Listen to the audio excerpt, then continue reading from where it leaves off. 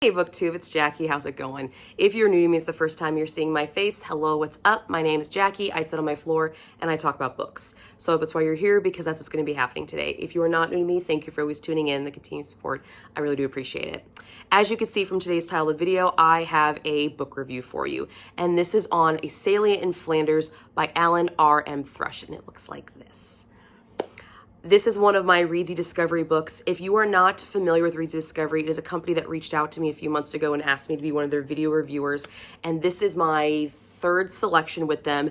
And just like the two previous selections I had, this thing was excellent. So without further ado, grab yourself a drink, have yourself a seat, and let's get talking some books.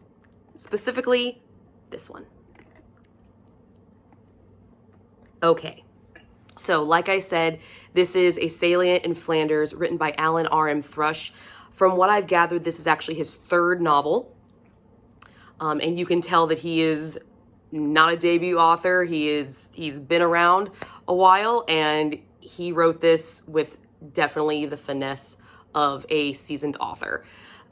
Its release date is November 5th of 2022. So if you are seeing this prior to that date, it is not available just yet. But if you are seeing it afterwards, it is out there. And if you want to go pick it up, you are free to do so. And I found it through Readsy Discovery. Brief stats about this book.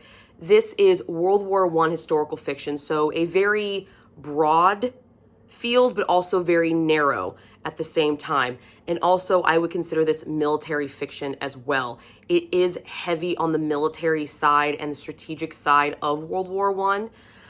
So if you are not familiar with military fiction, this would be a nice little intro for you, because it's not entirely military fiction, but it does give you a nice taste of it. There is minor sexual content and graphic wartime violence, injuries, and experience for triggers. So you have been warned. Before we go really hardcore into this, there is one term that I want to bring to your attention, because it's not a term that you see every single day, and it actually appears in the title, and the term is salient. My area of study is a bachelor's degree in history with a double minor in philosophy and gender and women's studies. And through my studies, I did encounter this word, but I actually forgot about it. So I had to go look it up. So the definition of what a salient is, so you are familiar, if you have never seen this word or experienced it, it is a piece of land or section of fortification that juts out to form an angle.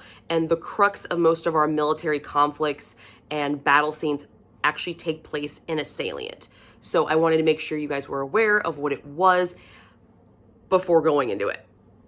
So, why did I choose this book? I chose this book because of my background. My bachelor's degree is in history.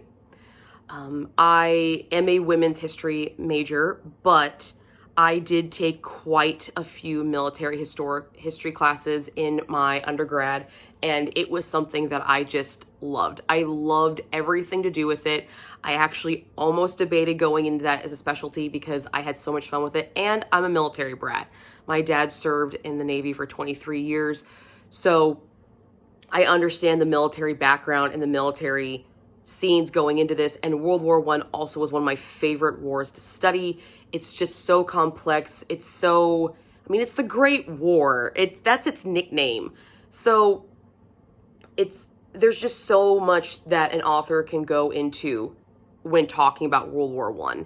And this author chose to go with this niche of very militaristic, strategic developments in a very, very finite battle at the time of when this is taking place. And I just thought that was fantastic, and I was completely intrigued by it.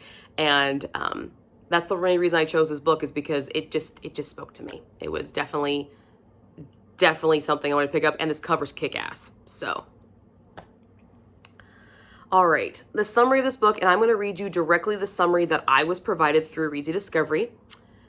I have not changed anything in this. I have not omitted anything, because I don't think anything in here is very spoilerly. So this is the direct summary that was written by the author that I was provided. Day by day, the casualties mount. To the literature of the Great War battlefields is added an unforgettable journey back in time, a meticulously researched snapshot of the Western Front of April 1918. Written in a style as ruthlessly relentless as the fighting it portrays, the narrative hurls the reader directly into the eye of the storm that was Germany's biggest ever offensive of that war. With the British Army retreating across a 90-mile front, one point still holds firm: the village of Fonqueville. I cannot say that word. I took French. I still can't say that word. Fonqueville, where a single British regiment refuses to yield to the German attack by 3, drawing some 15,000 ordinary young men into a climactic struggle of possession of a few kilometers of trench and barbed wire, the key to the outcome of the greater battle.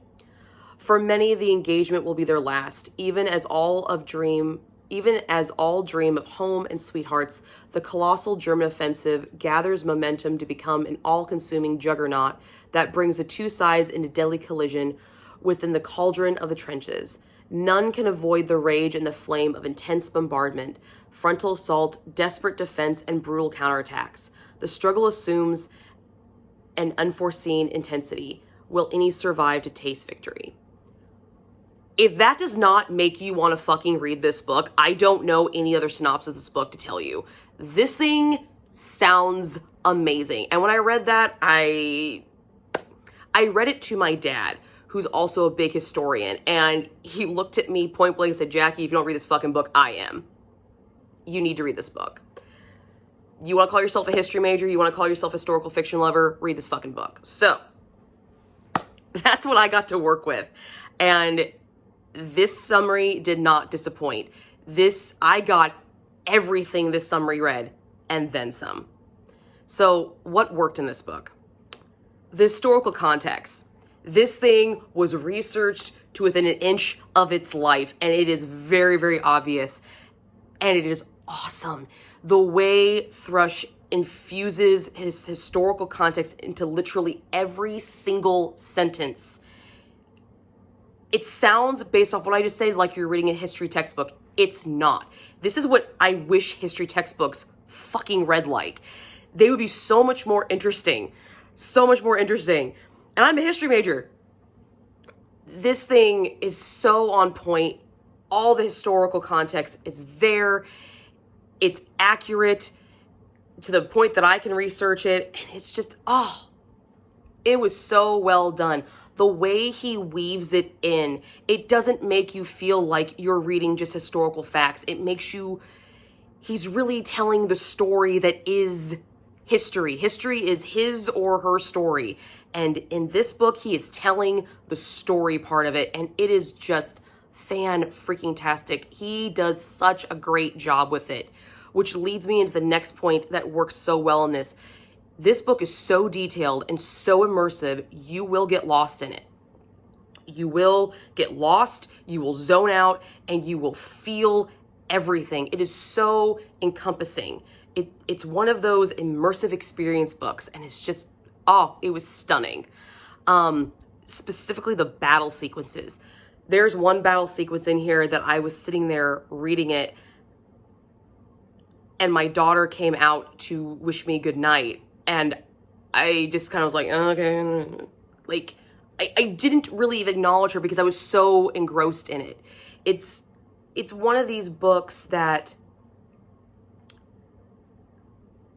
when you're watching a movie and they have the flashback scene and the character that's having the flashback scene is actually one of the characters in the scene, that's what this book is. It almost like a quantum leap sort of thing. Like, I jumped into these characters' eyes and I was living these battles. I was crawling through the trenches. I was feeling the barbed wire. I was feeling the cold, the dirt underneath me. I could smell the burns and the sulfur, and I could hear it was stunning. It was stunning. Very, very, very descriptive. Almost to the point where it's obnoxious, but it's not, because it works for this book so well. It is a major, major component of this book that it's done exquisitely. Thrush does a really good job of equal representation of the devastation and brutality of war in the field and on the home front. I mean, with these multiple POVs, one of the POVs, some of the POVs are people on the home front, and you are seeing what the war is doing to them with the rations, the longing of the lovers. You are seeing both sides of devastation of war, and you're also seeing both sides that the hope that the war is bringing for these sides.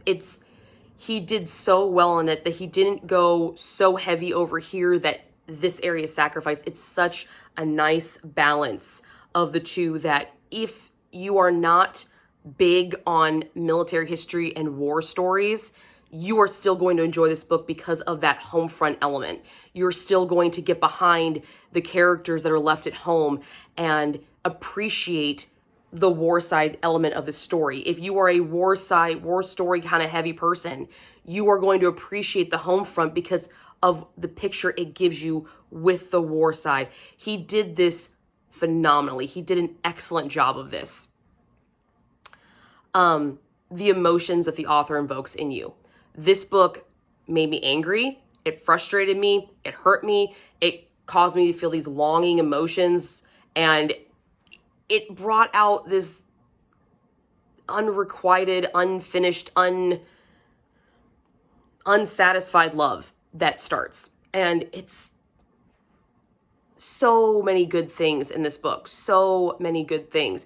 But really what nailed all of these was his writing. His writing is the ultimate thing that worked in this book. Thrush is a hell of a fucking writer. He can compose the fuck out of a sentence. I'm going to say it. I don't say that about a lot of writers, but he can compose the fuck out of a sentence. And this book, for as detailed, as descriptive, as dense as some of these paragraphs were, every word, every comma, every semicolon was perfect. He chose the right words at the right times. He gave you the right amount of description to convey exactly what he needed to convey. But at the same time, he did not bog you down. This book has so much feeling and emotion and flavor and everything involved without weighing you down and making you feel just drowning in words. He did an exquisite job writing this book. Excellent job. However, with as exquisitely as this book was written, I did find a few things that kind of unnerved me a little bit. And I want to talk about them. What I feel did not work in this book. And there was a lot of shit that worked in this book. A lot. He has multiple POVs. And in the beginning of the book, there's only 9 chapters in this book. In the edition that I have, there's only 9 chapters. In the beginning, it's alternating between our British point of views, and then the next chapter is alternating between our German point of views. So each chapter is a different point of view. Chapter 5 hits, and then he starts throwing all the point of views together. Now, he does have these nice little page break symbols, but when you've gotten on this pattern of, okay, I'm talking about British, I've got Simon's character, I've got the Wainwright's character, I've got Penelope, I've got Christine. These are my POVs over here that I'm dealing with. I can break these guys up. And then the next chapter, I'm dealing with Zimmerman and some other cast of characters. The Germans were kind of funny. I liked their ribbing of each other. I thought it was comical. I could break them apart. But when I get to chapter 5, he starts throwing in the British and then the Germans, and then we have the home front, and then we have the battle, and then we have the battlefield. So the POVs got shoved together in that one chapter, and I wasn't expecting that. because I already had this pattern sort of developed. So that kind of unnerved me a little bit, but I understand why it had to happen, because eventually I knew that was going to happen. They were all going to converge at once. I guess I didn't expect it to be as early as it was. But that just kind of threw me for a loop, because I was reading about Simon, and then all of a sudden I'm going to Zimmerman, and I'm like, what? Wait, what? Hold on. It just threw me for a little bit. So that just kind of bothered me, because it was so fluid throughout this entirety of this book, and then all of a sudden I have this like jagged, okay, let me regroup. But eventually I got used to it again. It was just something that set me off a little bit. And this is something that I could find bothering some people who are not familiar with military lingo, jargon, reading battle scenes. There is romance in this book. So I could see a romance reader or someone who just wants a wartime love story picking up this book. And a lot of this book, they won't clearly get, because some of the military strategic concepts, they weren't fleshed out as well as I felt they probably should have been. I got them because of my background.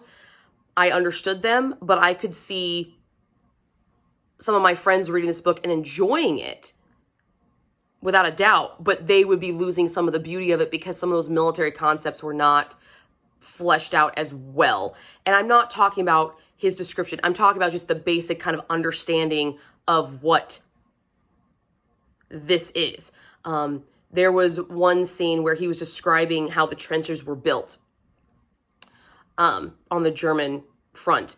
And that was great. That was broken down wonderfully. I already understood it, but I could clearly see somebody imagining it, and clearly not everything was broken down to that degree. So I felt like he did it there. He should have done it some other areas as well. So those are the only two things I really found any issue with in this book, because this thing was fucking phenomenal. And since we do have some romance in it and we do have an intimate scene, this does get a spice rating. So I gave it a 1 on the chili pepper scale. It is a nice fade to black scene. It's sweet. There's not a lot of buildup for it. So I don't want to call it insta-love because of what is going on. We have Simon. He's about to go. He is on leave for 10 days and he meets Penelope, and they know they're immediately attracted to each other, but he's going to be going back to the front soon. And she knows she wants to be with him. So they hook up. So there is insta, but there's extenuating circumstances for the insta lust, insta connection. So I can overlook that for this story.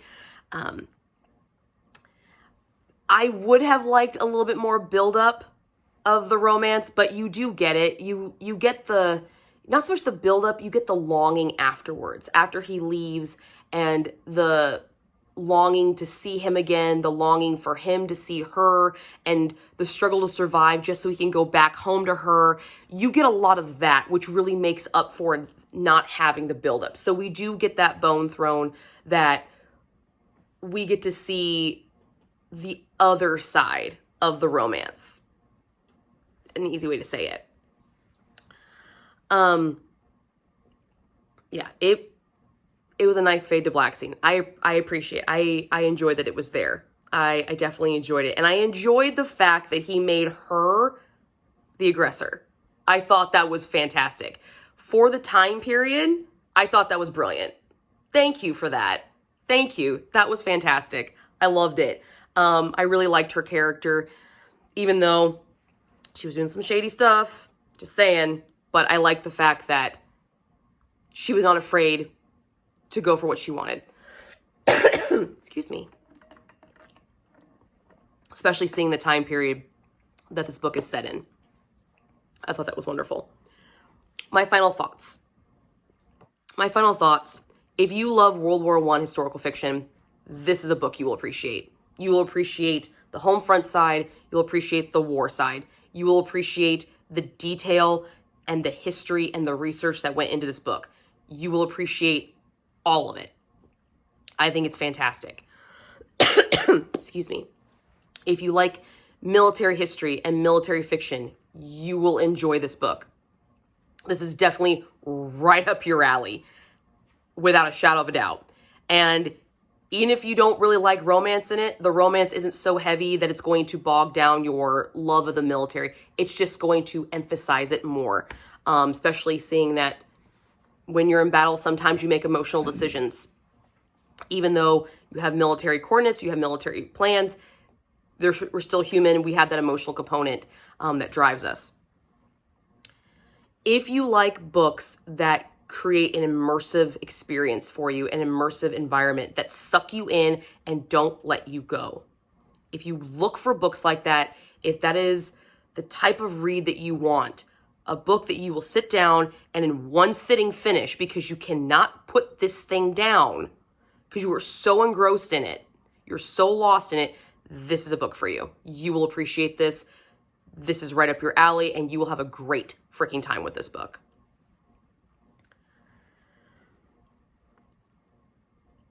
My last and final thought on this book is this.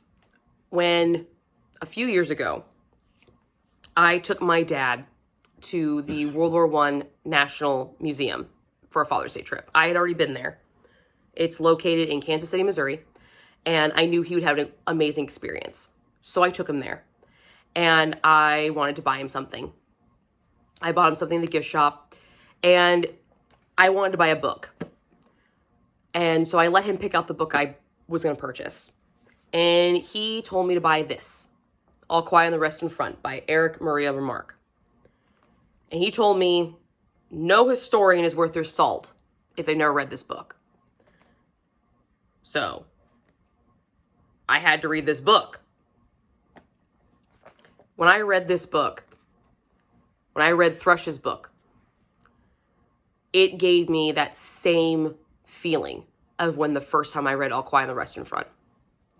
All Quiet on the Western Front absorbed me, and I got lost in it the first time I read it. And this book did the exact same thing. Now, All Quiet on the Western Front was originally published in 1928. It's 2022. Maybe it's time that our generation has our own All Quiet on the Western Front, and I feel like this could be it. This thing was fantastic. I gave this a 4.5 star. I couldn't give it a 5 star because I feel like some things just need to be tweaked just a little bit, but that's just personally me. I know a lot of people who would give this book 5 stars, without a doubt. So, Mr. Thrush, if you ever see this, thank you for letting me read your book. Thank you for sharing it with me. This was a treat. This was definitely something really special, and I had a great time with it. It made me feel like I was back in college, and it gave me that feeling that only a history book can give you. History is his or her story, like I said, and you gave me the story. You gave me the thing that I'm going to remember. So thank you for that. I thought this was amazing, and I had such a good time with it, and I plan on picking up your other 2 books for sure. That's my review of Alan R.M. Thrush's Salient in Flanders. I hope you guys enjoyed, and I will see you guys all soon with another video.